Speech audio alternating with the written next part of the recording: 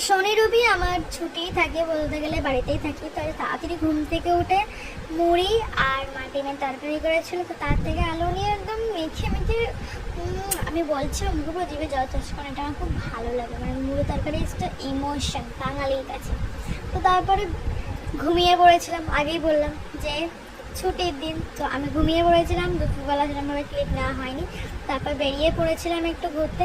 আর এই যে এনাকে দেখছো, ফুল দেখি একদম মানে কি বলবো, লাভ মেরে পাচ্ছিল, লাভ মেরে না আর যে ফুলগুলো পেরে আমাকে গিফট করলো।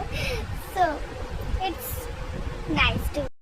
তো আজকে মোহনবাগানে খেলা ছিল, তো সামনে দিয়ে হুশ করে গাড়ি নিয়ে চলে গেল। তো রাস্তায় একটা এই বাবুর সাথে দেখা হয়ে গেছিলো। তো তারপর পাটুলির দিকে একটু ঘুরতে গেছিলাম, তো সেখানে কিছুটা টাইম স্পেন্ড করে বাড়িও চলে এসেছিলাম।